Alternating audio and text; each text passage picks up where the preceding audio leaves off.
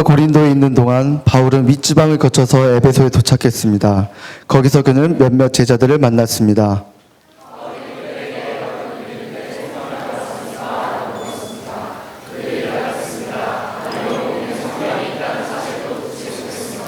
그래서 바울이 물었습니다. 그렇다면 여러분은 어떤 세례를 받았습니까? 그들이 대답했습니다. 요한의 세례입니다.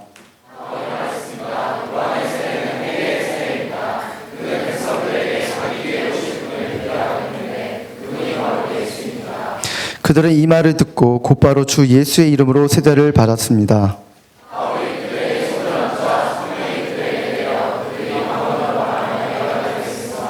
그들은 모두 12사람 정도였습니다.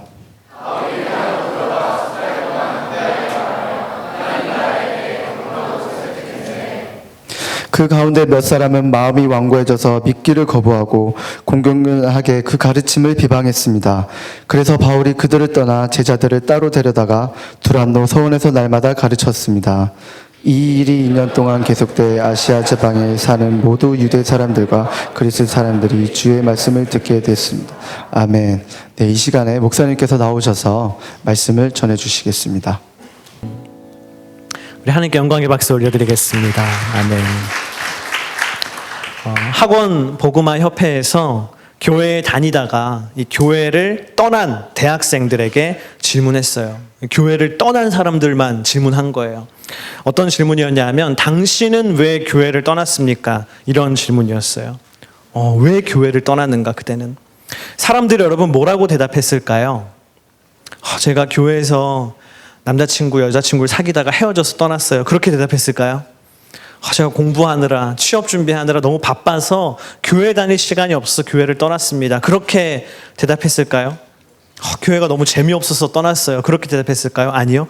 대부분의 사람들은 그렇게 대답하지 않았어요. 사람들이 교회를 떠난 대부분의 대학생들의 이유는 바로 이거였어요. 네, 신앙생활에 회의가 들어서 가장 많은 답변이 그거였어요. 왜 교회를 떠났느냐? 신앙생활에 회의가 들어서. 교회에 나와서 예배를 드리고 순모임하는 그 신앙생활이 나에게 무의미하게 느껴졌다는 것이죠. 내가 이거 괜한 일에 시간 낭비하고 있는 게 아닌가. 살기도 바쁜데 이 무의미한 일에 내가 지금 시간 낭비하고 있는 게 아닌가. 그런 생각이 들어서 결국은 교회를 떠난 사람들이 많다는 것입니다. 실제로 우리 하늘대학부 안에도 이런 이유 때문에 교회를 떠나는 사람들이 꽤 있습니다. 너무 안 나와서 이렇게 안 보이지 애가? 전화를 해서 너 요즘 왜 이렇게 교회 안 나오니? 물어보면 대부분 이렇게 얘기해요. 목사님 제가 뭐 하는 게 있어가지고요. 바빠가지고 못 나와요. 저 알바해야 돼서 못 나와요. 저는 믿지 않아요. 다시 물어봐요. 진짜 왜 안 나오니? 진짜 왜 안 나오니? 묻고 또 묻고 또 물으면 솔직하게 나중에 대답해요. 사실은 신앙생활이 무의미하게 느껴져요. 예배 드리는 게 나에게 무슨 의미인지 모르겠어요. 순모임 하는 게 나에게 무슨 의미인지 모르겠어요. 왜 해야 되는지 모르겠어요. 그렇게 대답하는 친구들이 굉장히 많습니다. 왜 신앙생활이 무의미하게 느껴질까? 나에게 미닝풀한 것이 아니라 왜 미닝리스, 의미 없게 느껴질까? 이 신앙생활이. 이 이야기를 하면 조금 설명이 될 것 같습니다. 바로 로그인에 대한 얘기입니다. 우리 따라합시다. 로그인. 우리가요 하루에도 수도 없이 로그인을 하잖아요. 여러분들 하루에도 몇 번씩 로그인 할까요? 우리가 하루에 굉장히 많이 할 것 같아요. 자동 로그인까지 합치면 굉장히 로그인 많이 할 것 같아요. 이메일 확인하기 위해서 로그인 해야 되죠. 수강 신청하기 위해서 로그인 해야 되죠. 계좌이체 하려면 은행 어플리케이션에 로그인 해야 되죠. 페이스북에 글 쓰려면 로그인 해야 되죠. 얼마나 우리가 하루에도 몇 번씩 로그인 하는 일이 많은지 모릅니다. 근데 왜 로그인을 합니까? 왜 우리가 하루에도 수도 없이 그렇게 로그인을 합니까? 너무 많이 로그인을 하니까 아예 자동 로그인을 해놨습니까? 왜 그래요? 로그인 하기 전에 로그아웃 상태와 로그인은 천지 차이이기 때문이에요. 너무 둘은 다르거든요. 로그아웃과 로그인은. 예를 들어서 이런 것이죠. 구글 사이트입니다. 구글. 세계적인 사이트죠. 구글 로그인 안 했을 때 이래요. 딸랑 검색창 하나, 그쵸? 물론 저 기능도 굉장히 좋아요. 검색이 잘 되잖아요. 좋습니다. 그러나 여기서 내가 로그인을 하면 새로운 세계가 열리죠. 이런 세계가 열려요. 세상에나. 네. 로그인을 하면 이메일도 내가 받아서 확인하고 보낼 수도 있어요. 구글독, 더 이상 취합에 어려움이 없어요. 각자 알아서 채워넣어라. 구글독 같은 정말 편리한 프로그램도 내가 무료로 사용할 수 있어요. 핸드폰에 사진 저장 용량 부족한데 여기 로그인만 하면 사진도 몇 기가씩 다 보관을 해줘요. 캘린더도 있고 플레이스토어에서 많은 컨텐츠도 내가 사용할 수 있고 정말 차원이 다른 서비스를 누릴 수 있죠. 저는 구글 직원이 아닙니다. 그런데 로그인을 해야만 이걸 다 쓸 수 있다는 거예요. 로그인하지 않고 이걸 쓸 수가 없습니다. 그래서 사람들은 로그인을 하죠. 로그인 하기 전과 로그인 한 후는 천지 차이가 나는 것이에요. 여러분, 신앙도 그와 같습니다. 신앙도요, 겉보기에는 똑같아요. 교회에 오는 거 똑같고 예배 드리는 거 똑같고 순모임하는 거 똑같습니다. 그러나 내가 로그인한 것과 로그인하지 않은 것, 로그아웃 상태와 로그인 상태는 굉장히 다릅니다. 자, 먼저 로그인 상태의 이 로그아웃 상태의 신앙생활, 로그인하지 않은 신앙생활은 어떤지 아세요? 그 로그아웃 상태의 신앙생활은 그냥 이렇습니다. 한번 주위를 둘러보십시오, 여러분. 두리번. 이게 뭐예요? 로그아웃 상태의 신앙이에요. 뭐냐 하면 세상 사람들이 그냥 바라보고 알 수 있는 그 정도입니다. 교회 안 다니는 사람들도 교회 밖에서 교회 안을 들여다보고 교회 생활, 신앙생활이라는 건 저렇구나라고 느낄 수 있는 그 정도가 바로 이 로그아웃 상태의 신앙생활이에요. 크리스찬이라는 사람들은 일요일이 되면 막 교회 가서 예배라는 종교 행위를 하죠. 예배가 끝나면 이 멤버십을 다지기 위해서 순모임이라는 소그룹 모임을 하죠. 또 가끔씩 아우니치 같이 좋은 일 하러 막 다니죠. 선한 일 해야지, 좋은 일 해야지, 도와야지, 섬겨야지 하면서 막 봉사하러 다니죠. 또 그리고 그들은 막 서로 막 카톡으로 주중에 막 서로 승리하자고, 힘있게 살자고, 서로 파이팅하고 도덕적으로 윤리적으로 선하게 우리가 살자고 격려하죠. 이게 뭐예요? 믿지 않는 사람도 와서 볼 수 있는 로그아웃 상태의 신앙생활입니다. 처음에는 이게요, 굉장히 의미 있어 보입니다. 의미 있어 보여. 그러나 시간이 지날수록 그 의미가 퇴색하게 돼 있어요. 의미가 사라지기 시작합니다. 실증 나기 시작합니다. 그리고 회의를 느끼게 되죠. meaningless 하게 된 거예요. 그러나 여기서 로그인한 상태의 신앙은 완전 차원이 다릅니다. 로그인하지 않은 사람은 절대 알지 못하는 신비와 놀라움이 그 안에 있습니다. 할렐루야. 세상에 예수님을 모르는 사람들이 그냥 교회를 봤을 때는 알지 못하는 것이 그 안에 있는 것이에요. 예수님과 동행하는 삶의 신비가 있어요. 세상이 알지 못합니다. 알지 못하는 기쁨, 알지 못하는 의미가 있습니다. 이 로그인한 신앙은요, 절대적인 가치가 있기 때문에 거기서 회의를 느낄 수가 없어요. 의미가 없다. 느낄 수 없어요. 왜? 로그인 했다면. 저와 여러분이 신앙생활 가운데 로그인한 신앙생활이라면 절대로 이거 의미 없어라고 얘기할 수 없어요. 로그인을 했다면. 저는 여러분에게 오늘 이 시간 질문하고 싶습니다. 당신은 신앙에 로그인한 상태입니까? 로그인을 했습니까? 오늘 함께 읽은 사도행전의 말씀 가운데는 바울이 로그아웃된 사람들을 만나요. 사람들을 만나는데 그 사람들이 로그아웃된 사람들이었어요. 과연 바울이 어떻게 그들을 로그인 시켰을까? 그리고 그 로그인한 그들의 인생이 어떻게 변화됐는지 오늘 말씀 가운데 우리가 귀 기울이기를 원합니다. 우리 첫 번째 따라 합시다. 예수 그리스도에 로그인하라. 사도행전 9장 1절 말씀을 함께 읽겠습니다. 시작. 아볼로가 고린도에 있는 동안 바울은 윗지방을 거쳐서 에베소에 도착했습니다. 거기서 그는 몇몇 제자들을 만났습니다. 아멘. 지난주까지 바울이 몇 차 전도 여행 중이었죠? 2차 전도 여행 중이었어요. 근데 그게 끝났어요, 이제. 2차 전도 여행 끝나고 바울이 드디어 이제 3차 전도 여행 중에 있는 겁니다, 이제. 많이 지금 건너왔어요. 3차 전도 여행 중에 에베소라고 하는 도시에 도착해요. 지금의 이 터키 땅에 있는 에베소입니다. 에베소는요, 그 지금의 터키 땅을 그때 당시에는 이 소아시아라 그랬거든요. 소아시아. 그 소아시아의 수도에 해당하는 굉장히 거대한 경제와 문화의 중심지가 바로 이 에베소입니다. 바울이 에베소에서 이제 전도를 하기 시작하는데 거기서 제자들이라고 하는 사람들을 만나요. 제자들이라고 얘기하는 거예요, 스스로. 이 제자들 어떤 사람일까? 만나서 바울이 얘기하는데 뭐가 조금 이상한 거예요. 좀 이상한데? 전에 내가 만났던 제자들과는 사뭇 다른 느낌적인 느낌이 있던 거예요. 그래서 바울이 이렇게 질문해요. 우리 2절 말씀 함께 읽겠습니다. 바울이 그들에게 여러분은 믿을 때 성령을 받았습니까? 라고 물었습니다. 그들이 대답했습니다. 아니요, 우리는 성령이 있다는 사실도 듣지 못했습니다. 바울이 그 제자들이라고 하는 사람들이랑 만나서 대화를 하는데 왠지 그들 안에 성령님이 느껴지지 않는 거예요. 성령님이 안 계신 것 같은데 여기?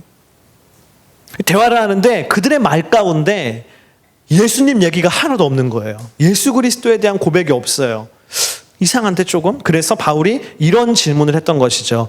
여러분은 믿을 때 성령을 받았습니까? 성령을 받았습니까? 아니나 다를까 그들에게 돌아온 대답이 뭐예요? 아니요, 우리는 성령이 있다는 사실도 듣지 못했습니다. 아니, 성령이요? 그게 뭐예요? 성령 뭐예요? 라고 대답을 하는 거예요. 바울이 깜짝 놀랐어요.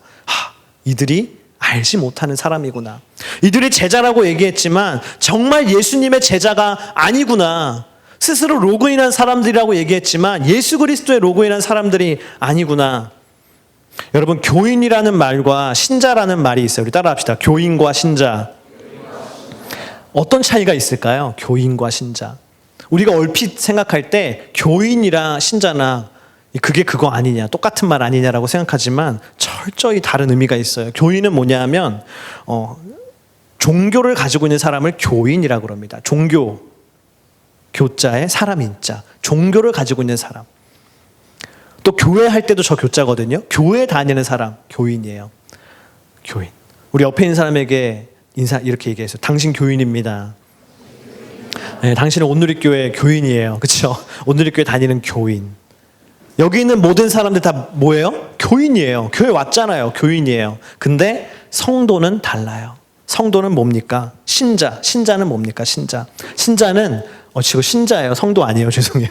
네, 한자와 한글이 다르네요. 신자는 뭡니까? 믿을 신자입니다. 믿을 신자. 믿는 사람이에요. 믿음이 있는 사람이에요. 예수를 구원자로 믿는 사람을 신자라고 합니다. 다시 말해서 오늘 식으로 얘기하면 예수님께 로그인한 사람, 나 예수님께 속했어, 로그인한 사람, 그런 사람을 우리가 신자라고 얘기합니다. 여기는 모든 사람이 교회 왔기 때문에 교인이지만 이 가운데 모든 사람이 아마 신자는 아닐 거예요. 이 가운데 예수 그리스도에게 로그인한 사람, 예수님을 믿는 신앙이 있는 사람, 거기서 고백할 수 있는 사람을 우리가 신자라고 하는 것이죠. 바울 앞에 있던 그 제자라고 얘기하던 사람들, 나 제자예요 라고 얘기했던 사람들 가운데 그들 모두는 교인일지언정, 에베소 교회에 다니는 교인일지언정 신자는 아니었어요. 그래서 바울이 더 자세하게 물어봅니다. 우리 3절과 4절 전반절에 있는 말씀을 읽겠습니다. 시작. 그래서 바울이 물었습니다. 그렇다면 여러분은 어떤 세례를 받았습니까? 그들이 대답했습니다. 요한의 세례입니다. 바울이 말했습니다. 요한의 세례는 회개의 세례입니다.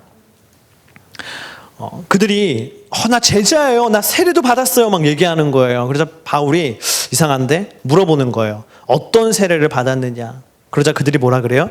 요한의 세례를 받았다라고 얘기합니다. 여기서 요한이라는 것은 세례 요한을 얘기합니다. 세례 요한. 아시죠? 세례 요한? 예수님께서 오실 길을 예비했던 광야에 외치는 자의 소리, 그 세례 요한이죠. 여러분, 세례 요한은 일종의 어떤 사람인고 하니 하나님 나라 운동을 했던 사람이라고 볼 수 있어요. 저렇게 험악한 인상을 가지고 운동할 것 같잖아요, 좀. 예. 하나님 나라 운동을 했던 사람이 바로 세례 요한입니다. 하나님 나라 운동은요, 크게 세 가지 키워드로 얘기할 수 있어요. 첫 번째, 따라합시다. 하나님 나라. 두 번째, 회개.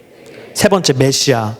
이 세 가지로 얘기할 수 있어요. 하나님 나라 뭐냐 하면 세례 요한이 외친 메시지가 이 세 가지에 특화하는데 첫 번째가 하나님 나라가 곧 올 것이다. 하나님 나라가 곧 올 거다. 두 번째 뭐예요? 회개. 그러므로 뭐하라? 회개하라. 회개해야 된다. 하나님 나라가 오기 전에 회개해야 한다. 그리고 마지막, 내 뒤에 오시는 이가 있다. 그분은 메시아, 구원자이다. 나는 그분의 길을 예비한 사람이다. 이런 메시지를 전파하고 다니면서 이런 캠페인과 무브먼트를 일으키는 사람이 바로 세례 요한이었어요. 하나님 나라와 회개와 오실 메시아에 대한 예언이었죠.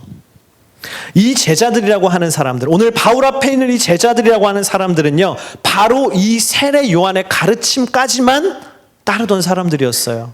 세례 요한의 가르침까지만. 그래서 세례 요한처럼 하나님 나라의 운동을 하는 사람입니다. 하나님 나라가 올 것이라고 얘기하고 회개해야 된다고 얘기하고 그리고 메시아가 구원자가 올 것이라고 얘기하는 제자들이었어요. 그러나 뭐는 아닙니까? 예수님을 구원자로 고백하고 알던 사람은 아니었던 것이죠. 여러분, 이게 뭡니까? 예수 그리스도에 로그인하지 않은 사람은요, 기독교를 생각할 때 어떻게 생각해요? 이 제자들처럼 하나의 무브먼트, 활동, 운동으로 여긴다는 거예요. 그게 뭡니까? 이곳에 있지만, 교인이지만 예수 그리스도에 로그인하지 않은 사람의 생각이에요. 주일이 되면 교회 옵니다. 그러나 하지만 내가 교회 가는 활동에 동참한 것이라고 생각하는 거죠. 다 교회 가니까 나도 가는 거야. 이게 뭐예요? 그리스도를, 기독교를 하나의 무브먼트로 이해한 사람입니다. 예배를 드립니다. 이곳에 앉아가지고 막 이렇게 서서 했죠. 우리는 노래 몇 소절을 같이 하고 또 예배 드릴 때 들으면 뭔가 좋은 것 같아. 그런 말씀을 내가 열심히 듣고. 그게 뭡니까? 그런 운동에 참여한 것이라고 생각하는 사람이 있죠.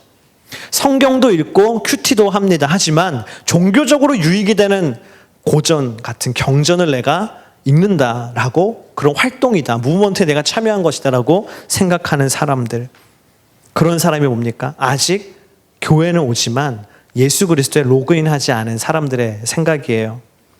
나에게 더 이상 이 무브먼트가 무의미하다고 생각되면, 그럴 수 있죠.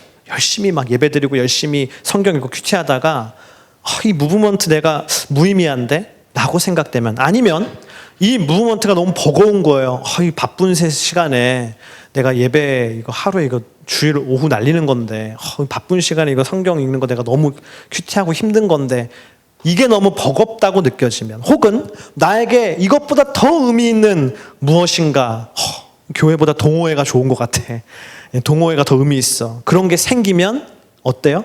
쉽게 그만둔다는 것이 특징이죠. 무의미해지면, 이게 힘들어지면, 아니면 더 좋은 게 생기면 쉽게 그것을 포기한다. 그것이 뭡니까? 운동의 차원이에요. 운동의 차원이에요. 무브먼트의 차원이에요. 얼마 전에 그 선거가 있었잖아요. 선거, 그렇죠? 선거 때 어땠어요? 그 짧은 선거 운동 기간에 막 도로마다 막 그 차에서 막 시끄럽게 막 소리 내고 막 그랬잖아요. 그렇죠? 막 길거리에서 막 사람들 막 이렇게 춤추고 막 그러잖아요. 그게 뭐예요?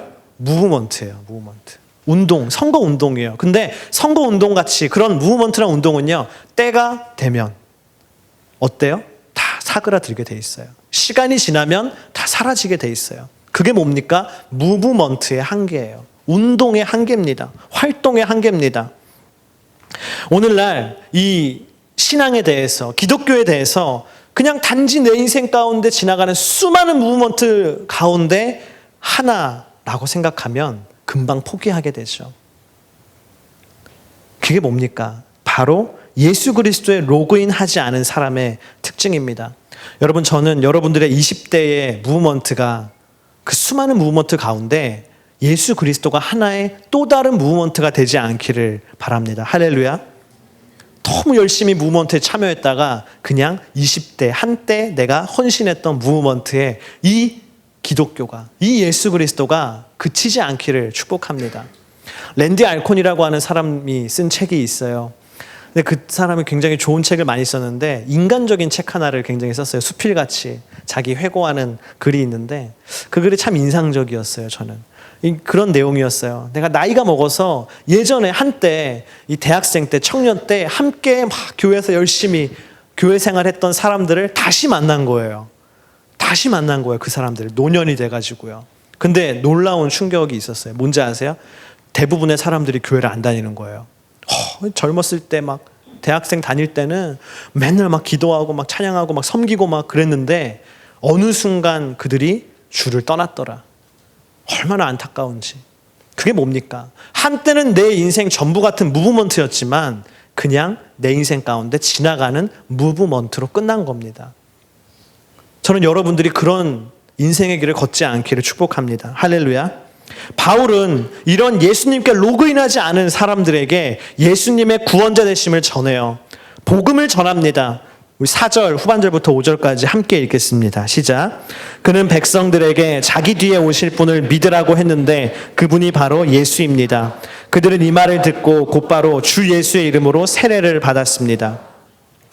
세례 요한이 이야기한 메시아, 그 구원자가 바로 예수 그리스도입니다. 예수는 단순히 당신의 인생 가운데 있는 수많은 가치 중에 하나가 아니라 당신의 인생 가운데 유일한 절대 가치, 바로 진리가 바로 예수 그리스도입니다.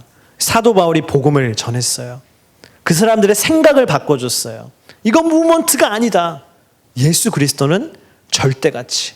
내 인생의 모든 게 다 변해도 변하지 않는 가치.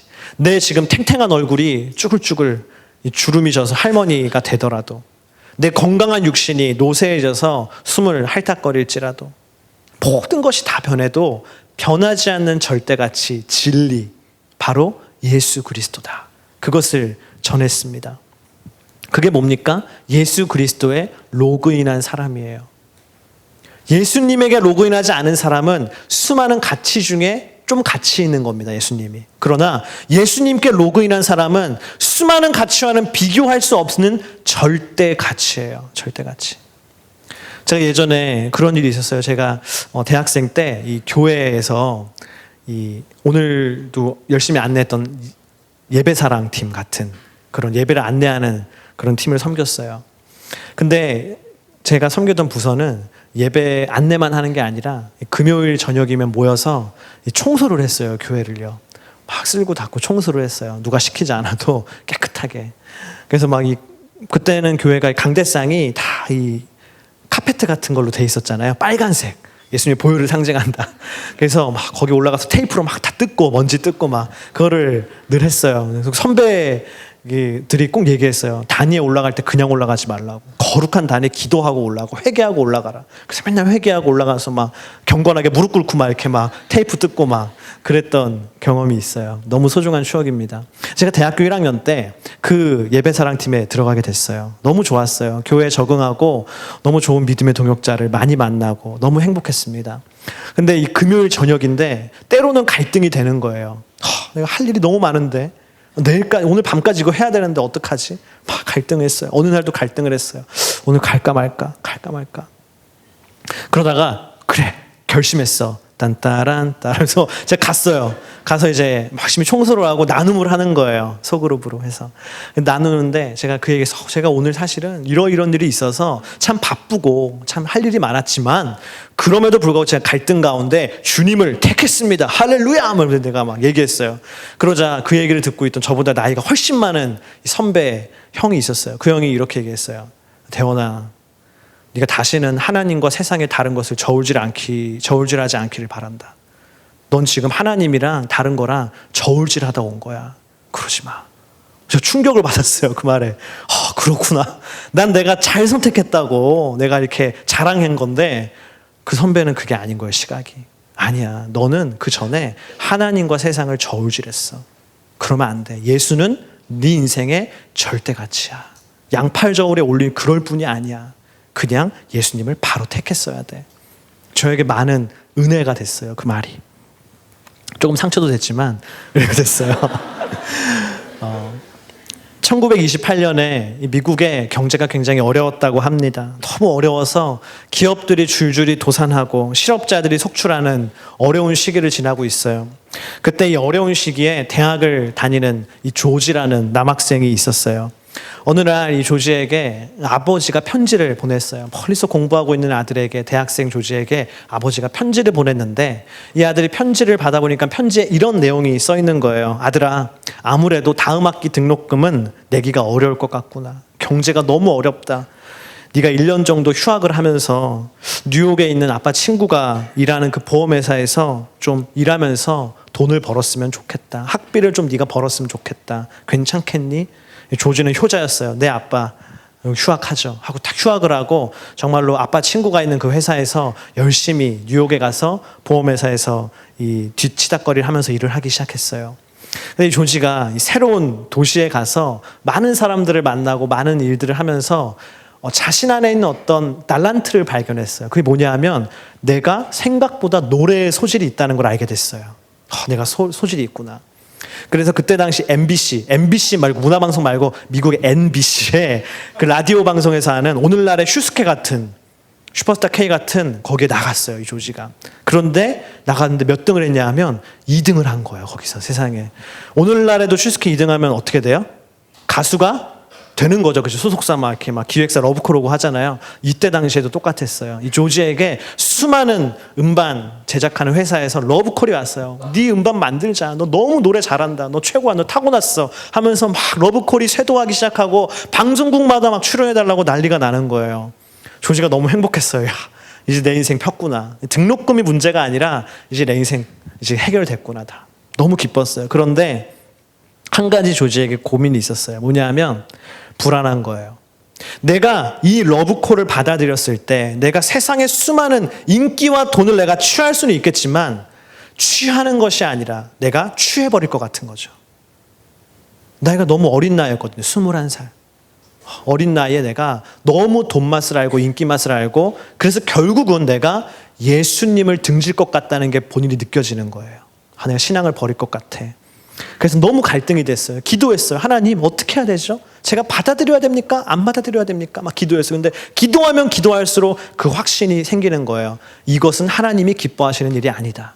하나님이 그래 조지야 가라 막 이랬으면 얼마나 조지가 흔쾌히 택했을 텐데 기도하면 기도할수록 이거는 하나님이 기뻐하시는 일이 아니라는 찝찝한 마음이 생기는 거예요. 조지가 너무 고통스러워하고 있었어요. 그래서 조지가 기도했어요. 하나님, 제가 하나님이 기뻐하시는 일이 아니라면 그 수많은 러브콜들을 거절할 수 있는 용기를 저에게 주십시오. 하나님을 택할 수 있는 용기를 저에게 주십시오.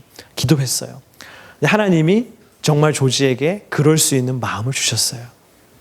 그날 주일이었어요. 주일에 교회에 가서 조지가 그 어머니가 평소에 즐겨 부르던 시가 있었어요. 즐겨 웃던 시. 신앙 시가 있었어요. 그 시를 마음에 품고 피아노 앞에 앉았어요. 그리고 즉흥적으로 작곡을 하는 거예요. 따라랑 연주하면서 그 노래를 하기 시작했어요. 그게 바로 이 노래예요. 주 예수보다 더 귀한 것은 없네. 이 세상 부귀와 바꿀 수 없네. 영죽은 내 대신 돌아가신 그 놀라운 사랑 잊지 못해. 세상 즐거움 다 버리고 세상 자랑 다 버렸네. 주 예수보다 더 귀한 것은 없네. 예수 밖에는 없네. 이 찬양이 저는 제가 제일 좋아하는 찬송가거든요. 전에 부를 때는 그렇구나 이렇게 불렀어요. 주에서보다 귀한 거 없지. 근데 얘가 이 조지의 간증을 듣고 나니까 진짜 조지는 저걸 택한 거예요. 세상 즐거움과 부귀 영화가 아닌 예수 그리스도를 절대 가치로 삼았던 것이죠. 이 사람이 훗날 빌리 그레함이라는 세계적인 부흥 강사 목사님과 함께 전 세계를 돌아다니면서 찬양을 부르는 이 CCM 가수가 됐어요. 복음성가 가수. 조지가 이 풀네임이 조지 베버리 쉐어거든요. 이 사람이 나중에 세보니까 자기가 집회 앞에 서서 찬양했을 때 그걸 들었던 청중의 수가 몇 명인지 아세요? 22억 명이었어요. 22억 명. 전 지구에 있는 사람들이 몇 명인데 전 세계를 돌아다니면서 사람들 앞에서 큰 자리에서 큰 무대에서 다 간증하며 찬양을 한 거예요. 22억 명. 이 조지 베버리 쉐어가 앨범이 70장이에요. 낸 게. 그래미 상에서 대상을 탔어요. 나중에 이 조지가 대상을 탔을 때 기자가 물었어요. 소감이 어떠냐? 대상을 탔다. 그래미 대상을. 그러자 조지가 이렇게 대답했어요. 이 상보다 예수님이 더 귀합니다. 할렐루야. 저 찬양의 원 제목이 I'd rather Jesus거든요. 차라리 주님, 그것보다 주님, 어떤 것보다 주님, rather Jesus. 그래미상을 타도 rather Jesus. 주님이 내 인생의 절대 가치다. 할렐루야. 저는 오늘 당신에게 질문합니다. 예수가 당신의 유일한 진리입니까? 예수가 당신의 인생의 그 어떤 것과도 바꿀 수 없는, 아니 내 인생을 다 주고도 바꿀 수 없는 절대 가치입니까? 여러분, 예배의 자리라는 건 뭔지 아십니까? 그걸 고백하고 확인하는 자리예요. 예배의 자리는 주님, 예수님이 내 인생의 절대 가치예요. 내 인생의 가장 소중한 거, 아니 내 인생 전체와도 바꿀 수 없는 가치. 그렇기 때문에 이 자리는요, 거룩한 시간 낭비의 자리죠. 시간 낭비의 자리, 거룩한 시간 낭비. 주님을 위해서 얼마든지. 여러분, 만약 저와 여러분에게 이런 고백이 이 예배의 자리에서 있다면 저와 여러분은 예수님에게 로그인한 줄 믿습니다. 할렐루야. 두 번째, 우리 따라합시다. 성령의 로그인하라. 우리 6절부터 7절에 있는 말씀 함께 읽겠습니다. 시작. 바울이 그들에게 손을 얹자 성령이 그들에게 내려 그들이 방언으로 말하며 예언하게 됐습니다. 그들은 모두 12사람. 네, 복음을 전한 바울. 첫 번째 복음을 전했어요, 그 사람들에게. 그 다음에 바울이 뭐 했냐면 그 복음을 전한 다음에 손을 얹고 기도를 했습니다. 그러자 그들 위에 성령이 내려서 그 앞에 사람들이 방언이 막 터지기 시작했고 예언을 하기 시작했고 아주 기이하고 신비로운 성령 임재의 현상들이 나타나기 시작했어요. 여러분, 우리가 여기서요, 성령 세례와 성령 충만을 좀 구분할 필요가 있습니다. 우리 따라합시다. 성령 세례. 성령 세례라는 것은 정말 구체적인 의미로 무엇인가? 성령 세례와 성령 충만을 구별해서 쓸 때도 있고 같이 혼재해서 쓸 때도 있습니다. 제가 오늘 이 시간 설명하는 건요, 구별해서 쓸 때 얘기예요. 성령 세례라는 것은 엄밀한 의미로 뭐냐면요, 우리가 예수님을 나의 구원자로 영접할 때 성령님이 내 안에 찾아오시는 유일해적인 사건이 바로 성령 세례예요. 고린도전서 12장 3절 말씀 우리 함께 읽겠습니다. 시작. 그러므로 나는 여러분에게 알려드립니다. 하나님의 영으로 말하는 사람은 아무도 예수는 저주받은 사람이다라고 할 수 없고 또 성령으로 말미암지 않고는 예수는 주시다라고 할 수 없습니다. 뭐라 그랬습니까? 성령으로 말미암지 않고는 예수는 주시다. 예수 그리스도는 나의 구원자이시다, 주인이시다라고 말할 수 없다. 만약 저와 여러분이 예수님은 나의 구원자입니다라고 고백할 수 있다면 그건 누가 가능케 하신 일이에요? 내 안에 성령이 있어서 가능하게 한 일입니다. 그게 바로 뭐예요? 성령 세례예요. 내가 예수님을 구주로 영접할 때 동시에 내 안에 오셔서 그 고백을 가능하도록 하게 하시는, 그 한 번 임하신 성령님은요, 떠나지 않으세요. 늘 내 안에 계십니다. 성령 세례가 바로 그것이에요. 유일해적 사건이죠. 그러나 성령 충만은 좀 다릅니다. 성령 충만은 내 안에 이 성령님이 오셨거든요. 계시거든요. 근데 내 안에 오셔서 얼마나 내 삶에 영향력을 미치시고 내 삶 곳곳에서 나를 통치하시는가는 다른 문제입니다. 내 안에 충만하게 막 넘치도록 거하셔서 내 삶을 다스리실 때, 내 삶을 통치하실 때 우리가 그것을 성령 충만하다고 얘기합니다. 우리 사도행전 2장 4절도 그와 같은 말씀이죠. 함께 읽겠습니다. 시작. 그러자 모두 성령으로 충만함을 받고 성령께서 그들에게 말하게 하심을 따라 그들이 다른 방언으로 말하기 시작했습니다. 제자들, 초대교회 제자들도 예수님 다 고백했잖아요, 구주로. 근데 성령의 충만함을 받았어요. 그래서 성령의 충만함을 받아서 막 방언을 하고 성령님이 막 다스리기 시작하신 것이죠. 나를 통치하기 시작하신 것이죠. 여러분, 혼유사고라는 말 들어보셨어요? 혼유사고? 자동차, 기름을 넣어서 가는 자동차에는요, 두 가지 종류가 있어요. 첫 번째는 휘발유, 영어로 가솔린이라고 하죠. 가솔린을 넣는 차가 있고 또 디젤, 경유를 넣어서 가는 차가 있습니다. 요즘은 이 두 가지 차가 굉장히 다 많이 있죠. 휘발유를 넣는 차에는요, 휘발유만 넣어야 돼요. 경유를 넣는 차, 디젤을 넣는 차에는 경유만 넣어야 됩니다. 근데 그 주유소 가면 꼭 뭐 얘기해야 돼요? 아저씨 휘발유 가득이요, 아저씨 경유 가득이요, 꼭 얘기해야 되잖아요. 그런데 자칫 잘못해서 휘발유를 넣어야 하는 차에, 경유를 넣어야 하는 차에 휘발유를 넣는, 바꿔서 넣는 사고가 일어나요. 그걸 바로 혼유라고 합니다. 기름을 헷갈려서 섞인 거죠, 기름이. 그러면 어떻게 되느냐? 혼유를 하게 되면 어떻게 되느냐? 자동차가 다 망가져 버려요. 그 혼유하고 달리면 엔진이 다 망가져 버립니다. 자동차 못 쓰게 돼요. 큰일 나죠. 오늘날 얼마나 많은 크리스천들이 영적인 혼유 사고를 내는지 몰라요. 영적인 혼유 사고. 크리스찬이란 존재는요, 경유를 넣는 것도 아니고 휘발유를 넣는 것도 아니고 성령 충만을 통해서 에너지를 얻게 돼 있어요. 그렇게 만들어져 있어요. 우리라는 존재는.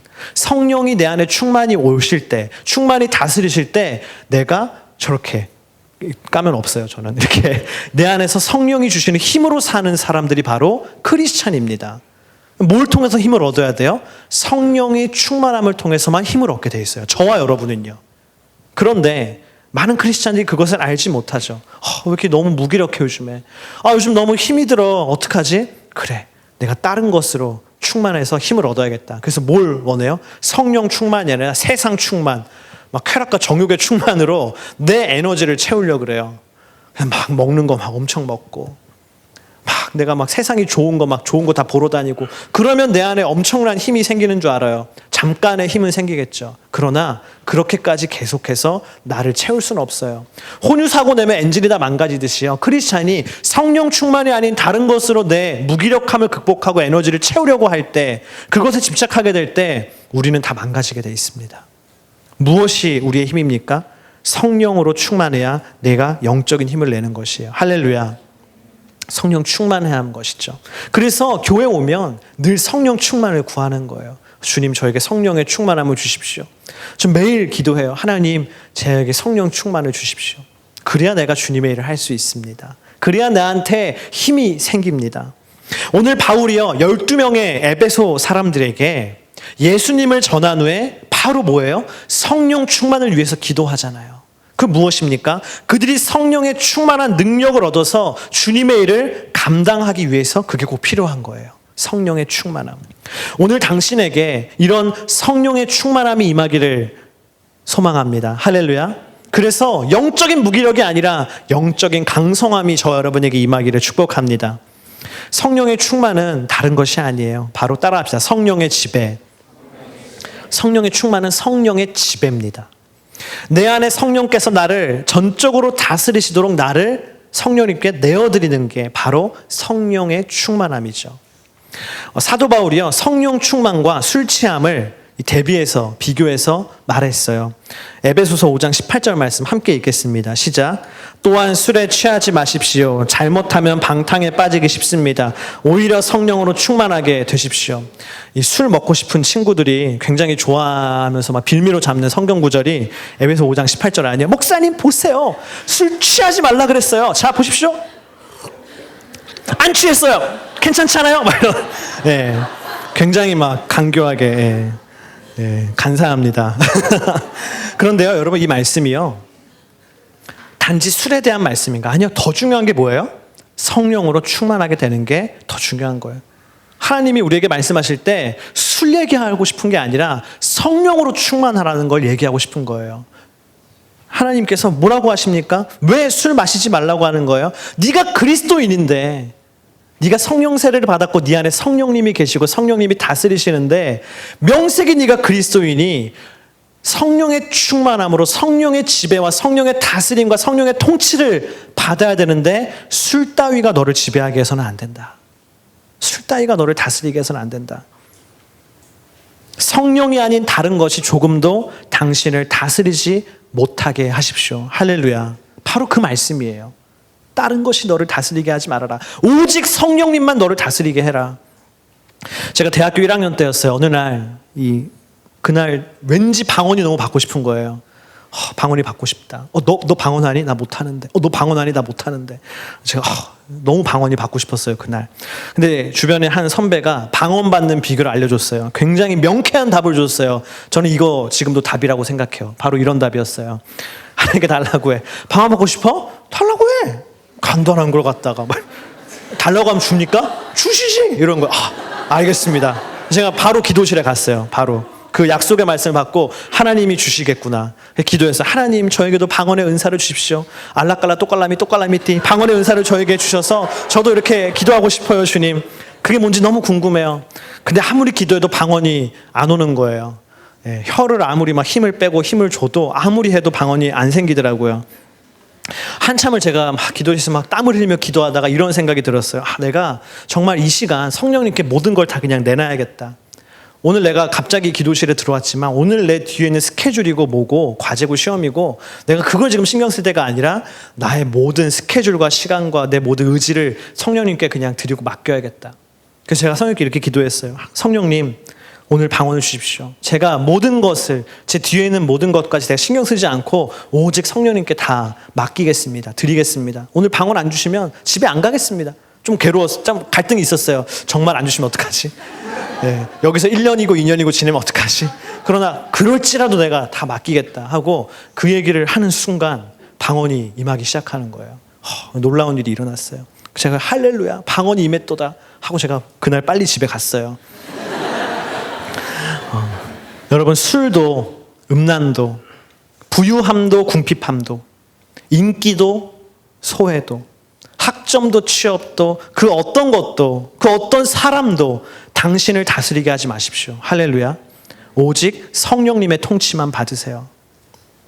너무 다른 것이 나를 다스리는 그것 가운데 나를 내놓는 사람들이 너무 많습니다. 돈이 나를 다스리게 하고 궁핍함이 나를 다스리게 하고 아무리 교수님이지만 그가 나를 다스리게 하고 아무리 직장 상사지만 그가 나를 다스리게 다 나의 다스림을 세상 가운데 내놓고 사는 사람들이 너무나 많아요. 내 정욕과 내 즐거움에 그것들이 나를 다스리도록 내놓고 사는 사람이 너무 많아요. 하나님은 그거 원하지 않으십니다. 하나님은 오직 성령님만 나를 다스리고 성령님만 나를 통치하시기를 원하세요. 매일 기도하세요. 성령님, 성령님이 시키는 건 다 할게요. 성령님께 내 자신을 내어드릴게요. 저를 다스려 주십시오. 그 고백과 기도를 드릴 때 우리에게 성령의 충만한 능력이 임할 것입니다. 할렐루야. 전적으로 순종하는 것이죠. 그때 성령의 능력을 경험하고 그때 비로소 뭐예요? 성령님께 로그인을 할 수 있는 거예요. 성령님께 로그인 할 수 있는 거예요. 워렌 위어스비라는 사람이 이런 말을 했습니다. 우리 함께 읽겠습니다. 시작. 우리는 성령을 사용할 수 없다. 그분이 우리를 사용하신다. 네. 우리는 늘 성령을 사용하려고 해요. 그러나 우리가 사용할 수 없어요. 오직 성령님이 나를 사용하시도록 내어드리는 것이죠. 그것이 곧 성령님께 로그인하는 사람입니다. 오늘 말씀의 결론이에요. 우리 8절부터 10절에 있는 말씀 함께 읽겠습니다. 시작. 바울이 회당으로 들어가 석 달 동안 담대하게 말하며 하나님 나라에 대해 강론하고 설득했습니다. 마음이 완고해져 믿기를 거부하고 공공연하게 그 가르침을 비방했습니다. 그래서 바울이 그들을 떠나 제자들을 따로 데려다 두란노 서원에서 날마다 가르쳤습니다. 이 일이 2년 동안 계속돼 아시아 지방에 사는 모든 유대 사람들과 그리스 사람들이 주의 말씀을 듣게 됐습니다. 아멘. 바울은요 계속해서 복음을 전했습니다. 회당에서 막 전하는데 또 뭐가 일어나요? 반대가 일어났어요. 복음에 대해서 극렬하게 거부하는 사람들이 일어나서 석 달 동안 회당에서 복음을 전했는데 더 이상 전할 수 없게 됐어요. 그래서 바울이요 장소를 옮깁니다. 장소를 알아봤을 거예요. 바울이 어디서 이제 복음을 전해야 되나 알아보다가 이 두란노라고 하는 철학자가 가르치는 이 서원 스쿨이 있었어요. 근데 그 시간에 사람들이 이 에베소 사람들이 하루 종일 거기를 쓰는 게 아니거든요. 가장 더운 11시부터 오후 4시까지 그 피크 타임에는 사람들이 다 자요. 오침을 취하는 거죠. 너무 더우니까 활동할 수 없어서 밖에 안 나가요. 그 시간에 그 두란노가 운영하는 스쿨 서원이 두란노 서원이 비는 거예요. 그래서 바울이 거기를 이제 빌리는 거죠. 여기서 그럼 내가 빌리고 여기서 복음을 전하겠다. 그래서 2년 동안 그 두란노 서원에서 하나님의 말씀을 전합니다. 오는 사람 유대인이든 이방인이든 그들을 만나면 예수 그리스도에 로그인하게 만드는 것이죠. 그들이 오면 그 다음에는 성령님께 로그인하게 만드는 것이죠. 2년 동안 그 일을 그 두란노 서원에서 감당해요. 오늘날로 치면 대학 같은 곳이죠. 그곳에서 그 자리에서 그 사역을 감당해요. 사람들 예수님께 로그인, 성령님께 로그인, 예수님께 로그인, 성령님께 로그인. 그런데 어떤 일이 일어나요? 10절 말씀 보니까 2년 동안 계속된 아시아 지방에 사는 모든 유대 사람들과 그리스 사람들이 주의 말씀을 듣게 됐습니다. 할렐루야. 네. 두란노라는 한 공간에서 바울은 이 일을 했지만 예수님께 로그인하고 성령님께 로그인한 사람들이 늘어나서 그 사람들이 전 아시아 대륙으로 가서 하나님의 말씀을 전했더라. 복음을 전했더라. 바로 그 얘기입니다. 여러분, 저는 우리가 반드시 해야 될 거 두 가지라고 생각해요. 예수님께 로그인하고 성령님께 로그인하는 거. 제가 해야 될 일도 그거라고 생각해요. 이 하늘대학부에 오는 지체들 한 사람 한 사람 예수님께 로그인하는 사람으로 만드는 거, 성령님께 로그인하는 사람으로 만드는 거. 그러면요, 이곳이 두란노 서원같이 작은 곳일지라도 예수님께 로그인, 성령님께 로그인한 사람들이 세상에 나아가서 그리스도의 나라, 하나님의 나라를 확장하는 진정한 하나님 나라의 무브먼트가 일어날 줄을 믿습니다. 여러분, 만나는 사람들마다, 그리고 당신이 예수님께 로그인하십시오. 성령님께 로그인하십시오. 여러분, 어쩌면 이런 삶이 무의미하다고 얘기할 수 있겠어요. 그러나 절대 로그인한 사람은 얘기할 수 없어요. 오늘 내 신앙생활이 무의미하다면, 오늘 내 삶이 무기력하다면 다시 한번 생각하십시오. 나는 예수에 로그인 했는가? 나는 성령님에게 로그인 했는가? 우리 다 같이 일어나서 함께 기도하기를 원합니다. 우리 함께 이 시간 기도할 때 여러분의 마음의 중심, 또 가슴에 손을 얹고 함께 이 시간 기도합시다. 주님, 오늘 내 안에 예수 그리스도는 어떠한 분입니까? 내 인생의 수많은 가치들 가운데 하나의 가치가 예수 그리스도입니까? 내가 하루에도 수도 없이 양팔 저울을 두고 저울질하는 그 수많은 가치들 가운데 예수 그리스도도 하나의 추에 불과합니까? 아니면 오늘 바울이 그 제자들에게 진실되게 가르친 것처럼 조지가 세상의 모든 부귀영화를 버리고 I'd let Jesus, 나는 주님이 더 좋다고, 주님을 택하겠노라고 날마다 주님을 택했던 그 절대 가치의 예수 그리스도가 내 안에 있습니까? 오늘 이 시간 기도할 때 주님, 내가 날마다 예수님을 택하게 하여 주시옵소서.